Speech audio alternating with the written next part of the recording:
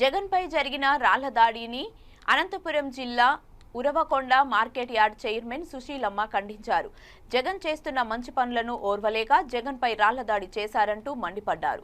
Jagan bus యాత్రను అడ్డుకోవాలని TDP నాయకులు చాలా బలంగా ప్రయత్నిస్తున్నారని మీడియా ముఖంగా తెలియజేశారు. దేవుని దయ వల్ల జగన్కి ఎలాంటి ప్రమాదం జరగలేదని అన్నారు. కార్యక్రమంలో ఏసీసీఎల్ ఎర్రిస్వామి, వైఎస్ఆర్సీపీ నాయకులు, కార్యకర్తలు పాల్గొన్నారు.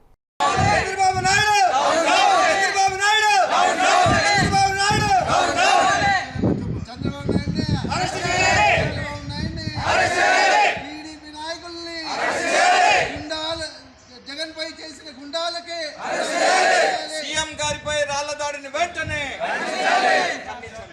సీఎం పైన రాళ్ల దాడిని వెంటనే సీఎం పై రాళ్ల దాడిని సీఎం గారిపై రాళ్ల దాడి చేసిన వారు వెంటనే. తన ఎన్నికల మేనిఫెస్టోలో మాట చెప్పకపోయినా వాలంటీర్ వ్యవస్థను తీసుకొచ్చి 5,000 రూపాయలు నిరుద్యోగ భృతి ఇస్తూ వాళ్ళకి సేవాభావాన్ని జగన్మోహన్ రెడ్డి నేర్పిస్తే చంద్రబాబు నాయుడు మనం చూసాం. 73 సంవత్సరాల పెద్ద మనిషి పొంగనూరు ఘటనలో పోలీసులను వేయండి, చంపండి, కొట్టండి, వాహనాలు దహనం చేసేసేయండి అని చెప్పి రెచ్చగొట్టేటువంటి పద్ధతులు, ఈ రాష్ట్రంలో శాంతి భద్రతలకు విఘాతం కలిగించేటువంటి పద్ధతుల్లో ఆయన వ్యవహారము ఈరోజు కూడా ఎన్నికల కమిషన్ దృష్టి పెట్టిందో లేదో మనకు తెలియదు. కానీ ఆయన యొక్క ఉపన్యాసాలు అన్నీ కూడా వ్యక్తిగతమైనటువంటి ఆరోపణలు, దూషణలు, విమర్శలు తప్ప నేను నా 14 సంవత్సరాల ముఖ్యమంత్రిగా ఈ రాష్ట్రానికి నేను ఈ మంచి చేసినానని కానీ, లేకుండా పోతే నా పేరు మీదుగా ఈ పథకం ఉంది కానీ చెప్పుకోలేనటువంటి పరిస్థితి, లేకుండా పోతే నేను మళ్ళీ అధికారంలోకి వస్తే ఇవన్నీ కూడా నేను ప్రజలకు అమలు చేస్తాను, నేను ఈ పనులు చేస్తాననేటువంటివి మొత్తం అన్ని పక్కన పెట్టేసి ఎలక్షన్ల ముందు వరకు కూడా సూపర్ 6 ఇస్తానని చెప్పిన పెద్ద మనిషి ఈరోజు అవి కాదు అని చెప్పి నాలుక మడతేసి మళ్ళీ కూడా ఉమ్మడి ఎజెండా, ఉమ్మడి మేనిఫెస్టో కావాల్సినటువంటి అవసరం ఉంది.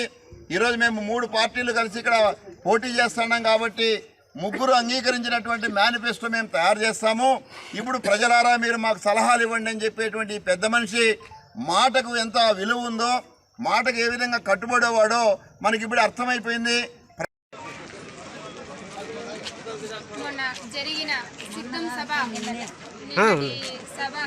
సభ జరిగిన సభలో రాయి దాడితో టీడీపీ నాయకులు వీళ్ళు జగనన్న చేస్తున్న మంచి పనులు ఓర్వలేక ఆయన చేస్తున్న మంచి ఏదైతే పథకాల ద్వారా ఆయన ప్రతి ఒక్క కుటుంబానికి అక్క చెల్లెమ్మలందరికీ ఆదుకుంటున్నారో అది ఆ పథకాల ద్వారా అందుకుంటున్న ప్రతి అక్క చెల్లెమ్మలు కూడా మన గౌరవనీయులైన మన సీఎం జగన్మోహన్ రెడ్డికి ప్రతి ఒక్కరు మహిళలు కూడా అందరూ అండగా ఉంటున్నారు.